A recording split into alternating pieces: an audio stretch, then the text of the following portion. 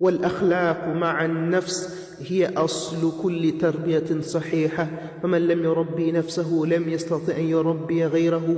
Na tabia njema kwa nafsi ndiyo msingi wa malezi yote sahihi, na asiyeweza kujilea mwenyewe basi huyo hawezi kulea na wengine. Na ndio maana Allah subhanahu wa ta'ala anasema alladhina amanu qu anfusakum wa ahlikum nar.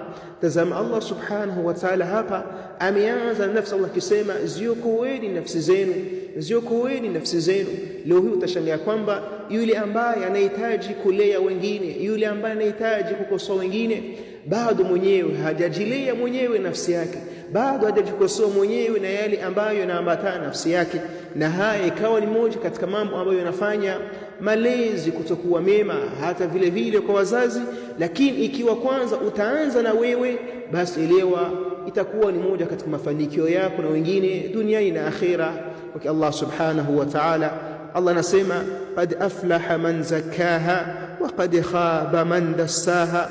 Allah subhanahu wa ta'ala anasema kwa hakika amefanikiwa yule ambaye aliyesafisha nafsi yake mwenyewe, na hakika amehasirika yule ambaye aliharibu nafsi yake. Elewa ya kwamba Muislamu wahitaji kubadili wengine, wahitaji kuwakosoa wengine, wahitaji kuwalea wengine. Anza nafsi yako. Wahitaji kuyafanya yote ile kwa wengine, jambo la kwanza anza nafsi yako. Hii itakuwa ni moja katika mambo ambayo yataleta natija iliyokuwa nzuri kwako na kwa wengine.